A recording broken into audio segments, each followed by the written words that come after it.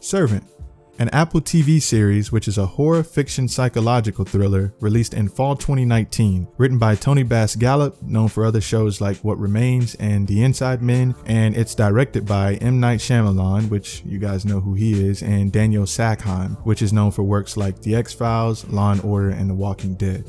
Servant is a show about a married couple, Sean and Dorothy, played by Toby Kebbell and Lauren Ambrose, who loses their newborn and decides to invest in a reborn doll, which is a temporary measure to help them cope with their loss. And if that's not interesting enough, Dorothy decides to take things one step further by hiring a nanny named Leanne, played by Nell Tiger Free, to look after this doll. And here's where things enter the Twilight Zone. So first, I want to discuss the main characters. Let's talk about Dorothy Turner, who's the grieving mother and the wife in this show who has suppressed her feelings regarding the death of her child and is now suddenly rejuvenated and pulled from the slums by taking on the responsibility of caring for this doll. Now, I don't know about any of you who have actually seen this show or who are interested in seeing the show, but I was unaware while watching this series that reborn dolls were actually a real thing. But after doing my Googles, it seems that their original purpose was just to appear as artistic lifelike dolls for collectors, but consumers of these dolls began to use them for coping with the loss of their child.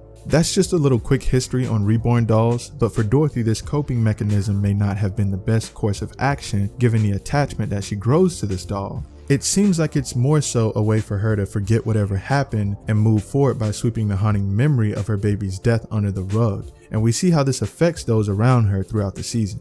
Then we have her husband, Sean Turner, who initially comes off as a character who's the supportive glue in their marriage, which makes sense given their traumatic experience, but he also has a difficult time expressing how this event has affected him early in the season.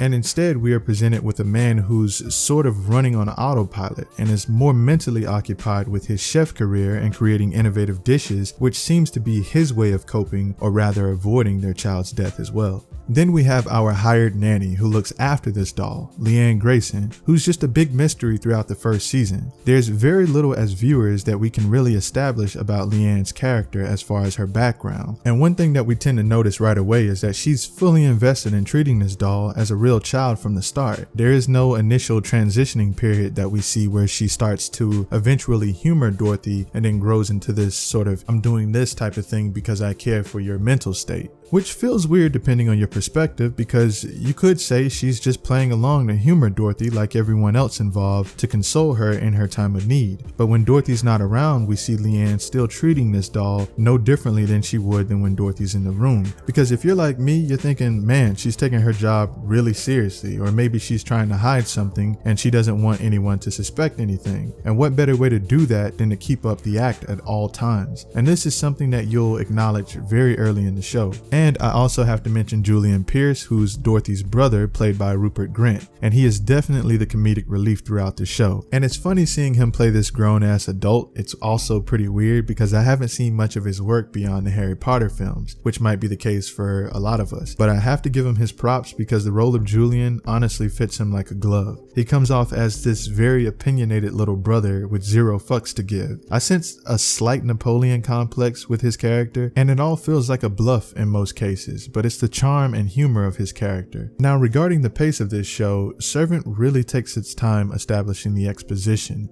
Each episode slowly reveals details regarding the characters that we start to get antsy about, and these details come across in many ways. Like, for instance, there's strong visual narratives regarding the cinematography in relation to character turmoil and psychological stress, and we see how the upkeep of their home is affected, showing spoiled food still on the dining room table after several days, to indirectly portray the idea that although our characters are physically present, mentally no one's home at all. And although I will admit the show starts to drag a bit after the initial shock factor wears off, things are kicked back up a notch once the nanny Leanne is hired and moves in. It's mainly her soft but eccentric demeanor which makes you feel like she's hiding something, but at the same time we get to see small chunks of her personality that displays a kind individual, and maybe we as viewers are jumping to conclusion to think the worst of her. And it's nice to not be sure sometimes if a character is someone you should hate or love, and Servant mainly leaves that decision to the viewers to decide.